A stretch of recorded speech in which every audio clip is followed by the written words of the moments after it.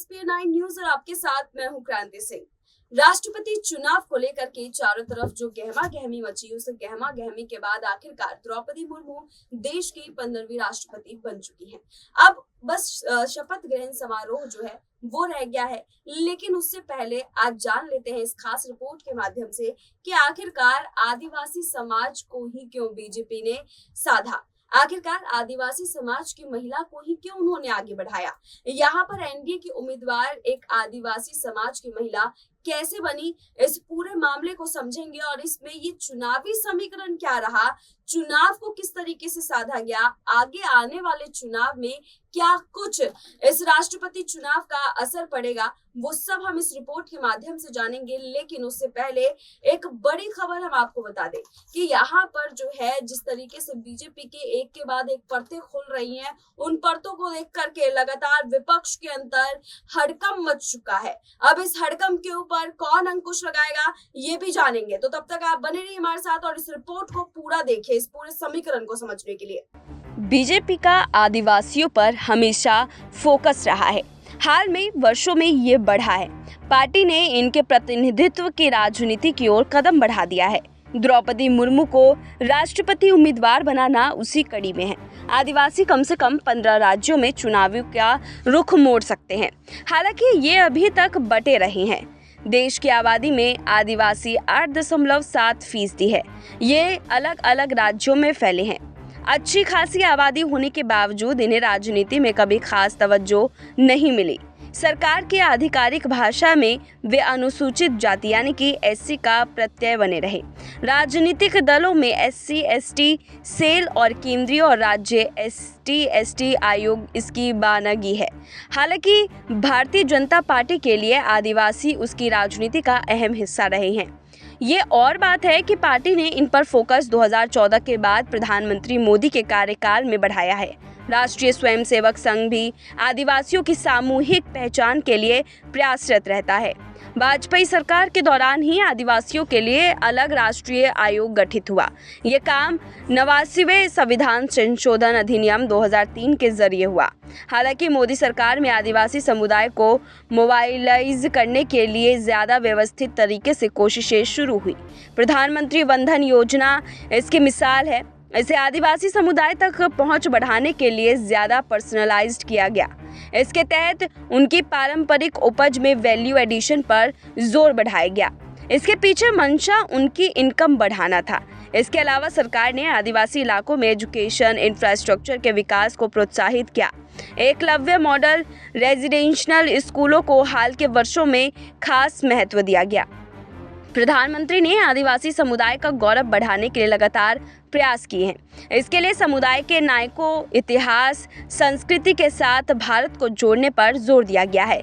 2021 में जनजातीय गौरव दिवस मनाया जाने लगा है। यह आदिवासी स्वतंत्रता सेनानियों की याद में मनाया जाता है। पीएम को शायद ये भी एहसास हुआ है कि प्रतिनिधित्व के बगैर सम्मान पूरा नहीं हो सकता है। बीजेपी के संथर समुदाय से आने वाली द्रौपदी मुर्मू को राष्ट्रपति के उम्मीदवार के तौर पर पेश करने की कवायद अनूठी थी। इसके कारण आदिवासियों के बारे में पहली बार ऐसी चर्चा शुरू हुई जैसी पहले कभी नहीं हुई। यहाँ तक कि आदिवासी नायकों के सार्वजनिक प्रतिनिधित्व में भी बड़ा बदलाव आया है। प्रधानमंत्री ने हाल में अल्लूरी सीताराम राजू की प्रतिमा का अनावरण किया। वो आंध्र प्रदेश में ब्रितानी हुकूमत के खिलाफ रंपा क्रांति के नायक थे। बीजेपी के आदिवासी राजनीति RSS के काम का आईना है। संगठन 1960 से आदिवासियों के लिए काम करता रहा है। RSS इनमें धर्मांतरण के खतरे को भी देखता है। उसे लगता है कि इस समुदाय के बड़े वर्ग का ईसाई मिशनरी धर्मांतरण कर सकते हैं। संघ के संगठन वनवासी कल्याण आश्रम जैसे स्कूलों का बड़ा नेटवर्क चलाते हैं। इनके जरिए भारतीय संस्कृति के बारे में पढ़ाया जाता है। आदिवासी छात्रों के लिए ये स्कूल चलाए जाते हैं। इन स्कूलों ने आदिवासियों के एक वर्ग के दिलो दिमाग में अलग जगह बना ली है। ये स्कूल आदिवासी खेलों और इनके ज्ञान को प्रोत्साहन देते हैं। यहाँ तक कि गांधीवादी और सर्वोदय संगठन भी संघ के साथ अब करीब में काम कर रहे हैं। नक्सल आदिवासियों के मोबाइलाइजेशन पर फोकस करते हैं। इनका आधार भी सिकुड़ता जा रहा है। बीजेपी मानती है कि आदिवासियों के आत्मविश्वास को बढ़ाने के लिए कुछ चीजें जरूरी हैं। इन्हीं में से एक है उनकी हिस्सेदारी को बढ़ाना। कुछ मायनों में वे अलग थलग रहे हैं। ये गैर आदिवासी समुदाय के उलट ज्यादातर बहुत दबाव डालने वाले नहीं रहे हैं। लंबे समय तक आदिवासी कांग्रेस को वोट करते रहे हैं, ऐसा बिना किसी मुखर अपेक्षा के बगैर किया गया।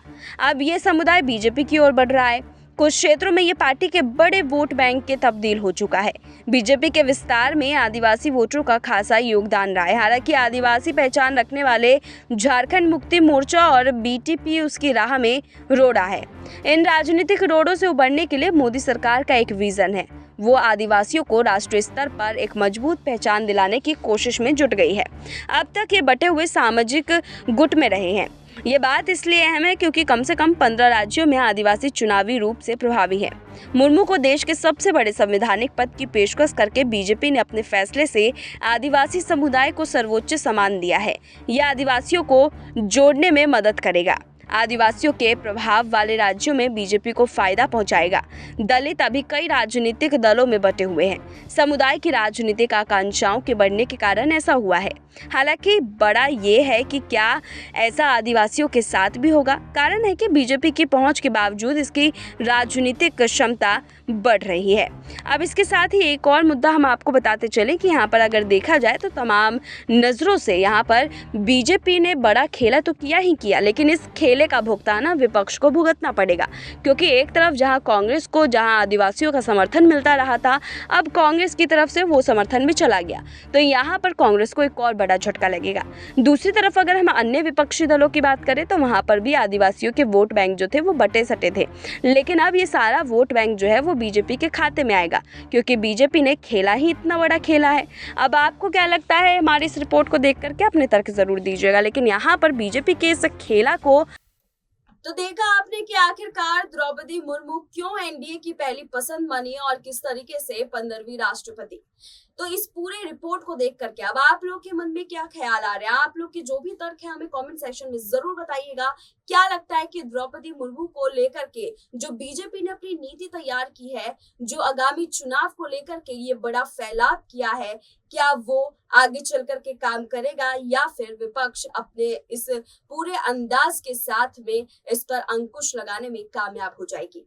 हमारी इस रिपोर्ट को देख करके आपके जो भी तर्क है हमें कमेंट सेक्शन में बताना बिल्कुल भी ना भूलें और तमाम ऐसे अपडेट के लिए देखते रहिए SPN9 न्यूज।